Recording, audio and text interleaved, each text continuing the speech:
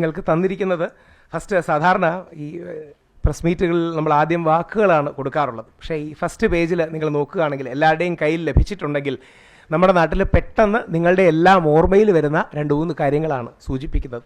അതിലൊന്ന് മിനിഞ്ഞാന്ന് ജീവൻ ഒടുക്കിയ പീറ്ററാണ്. അപ്പോൾ ആ പീറ്റർ പറയുന്നത്, അച്ഛൻ എന്നോട് ക്ഷമിക്കണം, ഭാര്യയുടെ പീഡനം സഹിക്കാൻ വയ്യ, ഞാനതുകൊണ്ട് ആത്മഹത്യ ചെയ്യുകയാണ്. എൻ്റെ അവസാന ആഗ്രഹം എൻ്റെ ശവപ്പെട്ടിയുടെ മുകളിൽ എൻ്റെ ഭാര്യ എന്നെ ടോർച്ചർ ചെയ്യാൻ മരിച്ചതാണ് എന്ന് എഴുതി വെക്കണമെന്നാണ്. അദ്ദേഹത്തിൻ്റെ മരണം ഇന്നലെ എല്ലാ പ്രമുഖ മാധ്യമങ്ങളും വാർത്തയാക്കിയിട്ടുണ്ട്. തൊട്ടടുത്തുള്ള വാർത്ത 2 വർഷം മുമ്പുള്ളതാണ്. അത് ഇന്ത്യയിൽ തന്നെ പ്രമാദമായൊരു കേസാണ്.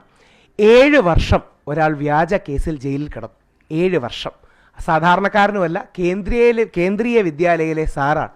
12ാം ക്ലാസ്സിൽ പഠിക്കുന്നൊരു കുട്ടി ഇദ്ദേഹത്തിനെതിരെ വ്യാജ പരാതി കൊടുത്തു. പോക്സോ അടക്കമുള്ള കാര്യങ്ങൾ കൊടുത്തു. ഇദ്ദേഹം തനിക്ക് മയക്കുമരുന്ന് നൽകി മയക്കി, ഇദ്ദേഹം തന്നെ റേപ്പ് ചെയ്തു, പ്രഗ്നൻ്റ് ആക്കി, അബോർട്ട് ചെയ്യിച്ചു. ഇതാണ് ഇദ്ദേഹത്തിനെതിരെയുള്ള വാർത്ത. എല്ലാം പ്രമുഖ ടൈംസ് ഓഫ് ഇന്ത്യ, മനോരമ, ലൈവിലോ അടക്കമുള്ളതിൽ എടുത്തു കൊടുത്തിരിക്കുകയാണ്. 7 വർഷത്തിന് ശേഷം കോടതി കണ്ടെത്തി ഈ കുട്ടി റേപ്പ് ചെയ്യപ്പെട്ടിട്ടില്ല, അബോർട്ട് ചെയ്യപ്പെട്ടിട്ടില്ല, പ്രഗ്നൻ്റ് ആയില്ല, അബോർട്ട് ചെയ്യപ്പെട്ടിട്ടില്ല.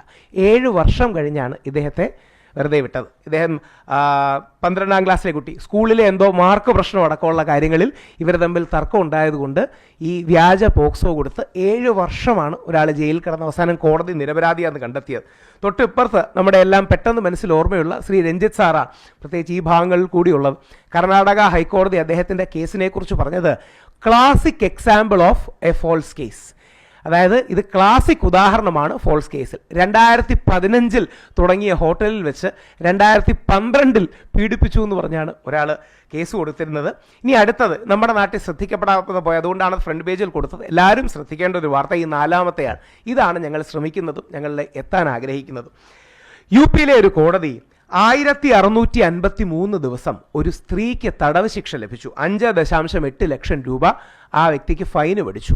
എന്തിനാണെന്ന് പറഞ്ഞാൽ ഈ സ്ത്രീയുടെ വ്യാജ റേപ്പ് പരാതിയിൽ ഒരു പുരുഷൻ 1653 ദിവസം എന്ന് പറഞ്ഞാൽ ഏകദേശം 4 വർഷം ജയിലിൽ കിടന്നു. കോടതി അവസാനം ഇത് ഫോൾസ് കേസാണെന്ന് കണ്ടെത്തി.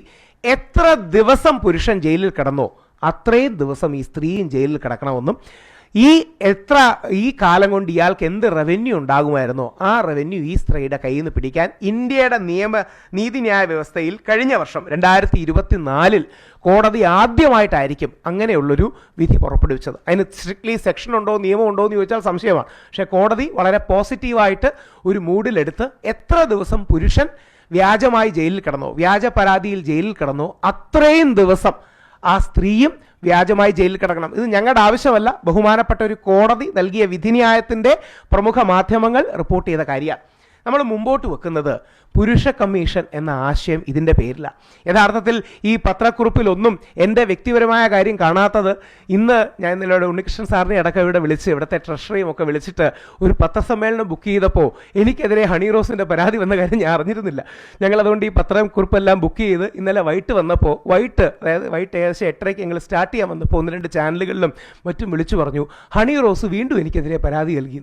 അതായത് പോലീസ് കഴമ്പില്ലെന്ന് കണ്ട്, പോലീസ് ഇതിൽ ഇയാൾക്കെതിരെ കേസിടാൻ പറ്റില്ല, കോടതി വഴി പോകാൻ കണ്ട്, നിങ്ങളെല്ലാം മാധ്യമങ്ങളിൽ കണ്ടു കാണും. കോടതി വഴി പോകണമെന്ന് പറഞ്ഞ കേസ് പോലീസ് ഇന്നലെ വീണ്ടും കേസെടുത്തു. കേസെടുത്തിരിക്കുന്നത് ഈവ് ടീസിങ് അടക്കമുള്ള വകുപ്പുകൾ ഇൻവോക്ക് ചെയ്യുന്നുണ്ട്. BNS-ൻ്റെ 76-ഉം IT ആക്ടിൻ്റെ 67-ഉം ഒക്കെ ഇൻവോക്ക് ചെയ്തുകൊണ്ടാണ്. ഞാൻ ചാനൽ ചർച്ചയിൽ ഇരുന്ന് ചർച്ച ചെയ്തത് എങ്ങനെയാണ് ഈ IT ആക്ടിൻ്റെ 67 വകുപ്പിൽ വരുന്നത്, ഇതെങ്ങനെയാണ് BNS-ൻ്റെ 76 വകുപ്പിൽ വരുന്നത്. നമ്മുടെ നാട്ടിലെ നിയമം നമ്മുടെ കൺമുന്നിൽ മിസ്യൂസ് ചെയ്യപ്പെടുകയല്ലേ. നമ്മുടെ കൺമുന്നിൽ കൺവെട്ടത്ത് വകുപ്പുകൾ മിസ്യൂസ് ചെയ്യപ്പെടുകയാണ്. ബഹുമാനപ്പെട്ട ഹൈക്കോടതിയിൽ ഈ കേസ്, അതായത് 4 ദിവസം മുമ്പാണ് ഹൈക്കോടതി എൻ്റെ കേസ് തീർപ്പാക്കുകയും രാഹുൽ ഈശ്വറിനെ ഏതെങ്കിലും രീതിയിൽ അറസ്റ്റ് ചെയ്യണമെങ്കിലോ കോഴ്സീവ് ആക്ഷൻ എടുക്കണമെങ്കിലോ 2 ആഴ്ച നോട്ടീസ് കൊടുക്കണമെന്ന് ബഹുമാനപ്പെട്ട ഹൈക്കോടതിയിലെ PV കുഞ്ഞികൃഷ്ണൻ സാറിൻ്റെ ബെഞ്ച് 3-4 ദിവസം മുമ്പുള്ള വിധിന്യായം നടന്നിരിക്കുകയാണ്. പോലീസ് ഇന്നലെ വീണ്ടും കേസെടുത്തിരിക്കുകയാണ്.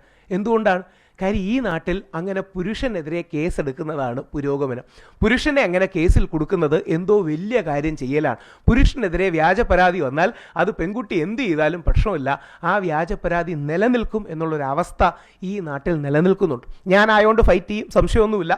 ഈ പത്രസമ്മേളനത്തിൽ അതായത് ഇതിൽ എഴുതാത്ത ഒരു കാര്യം കൂടെ നിങ്ങളോട് സൂചിപ്പിക്കുകയാണ്. ഇന്ന് രാവിലെ അഡ്വക്കേറ്റിനോട് സംസാരിച്ച് എൻ്റെ ഹണി റോസിൻ്റെ പരാതിയോടുള്ള പ്രതികരണം, അതായത് ഹണി റോസിനോട് വളരെ ബഹുമാനത്തോടെ മാത്രമേ ഞാൻ ഡീൽ ചെയ്തിട്ടുള്ളൂ. ബഹുമാന പുരസരം മാത്രമേ വിമർശനം നടത്തിയിട്ടുള്ളൂ. അവർ എനിക്ക് നേരെ പരാതി കൊടുത്താലും ഇല്ലെങ്കിലും അവർക്കെതിരെയുള്ള വിമർശനം കൂടുകയോ കുറയുകയോ ചെയ്തില്ല. കാര്യം ഹണി റോസ് എനിക്കെതിരെ പരാതി കൊടുക്കുന്നത് കൊണ്ടല്ലല്ലോ ഞാൻ ഹണി റോസിനെ വിമർശിക്കുന്നത്. പക്ഷേ ഹണി റോസിൻ്റെ ഈ പരാതി കൊടുക്കുമ്പോൾ ഞാൻ ഒരു കാര്യം ഉറപ്പിച്ചു, അതായത് ഈ വ്യാജ പരാതിയുടെ ഒരു ഇരയാണ് ഞാനും. അതുകൊണ്ട് ഹണി റോസും എന്താണ് കേസ് നടത്താൻ പോകുന്നതിൻ്റെ ബുദ്ധിമുട്ടെന്ന് അറിഞ്ഞിരിക്കണം. ഹണി റോസിനെതിരെ മാനനഷ്ടത്തിന് അഡ്വക്കേറ്റ് അലക്സ് കെ ജോൺ എറണാകുളത്തെ ഹൈക്കോടതിയിലെ അഭിഭാഷകനാണ് വഴി ഇന്ന് അവർക്കെതിരെ മാനനഷ്ടത്തിന് നോട്ടീസ് അയക്കും. അവർ എനിക്കെതിരെ ഉന്നയിച്ച ആരോപണങ്ങളായ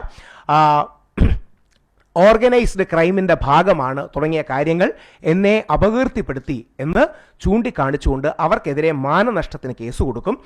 മാനനഷ്ടത്തിന് വക്കീൽ നോട്ടീസ് അയക്കും. അതോടൊപ്പം ക്രിമിനൽ ഡിഫമേഷൻ കംപ്ലയിൻറ്റ് പോലീസിലും അതോടൊപ്പം കോടതിയിലും കൊടുക്കും. ഹണി റോസും അറിയണം എന്താണ് അപ്പുറത്തൊരു കേസ് വരുന്നതിൻ്റെ കാര്യമെന്ന്. ഈസി ആയിട്ട് അങ്ങനെ ഏതെങ്കിലും ആണിന് നേരെ വ്യാജ പരാതി കൊടുത്തിട്ട് രക്ഷപ്പെടാം എന്ന് വിചാരിക്കുന്ന ഒരു അവസ്ഥ ഈ നാട്ടിൽ ഇനി ഉണ്ടാകരുത്. i2i News, an eye for truth. i2i News subscribe ചെയ്തിട്ടില്ലാത്തവർ ഇപ്പോൾ തന്നെ സബ്സ്ക്രൈബ് ചെയ്യുക. നോട്ടിഫിക്കേഷൻ ലഭിക്കുവാൻ ബെൽ ബട്ടണും അമർത്തുക.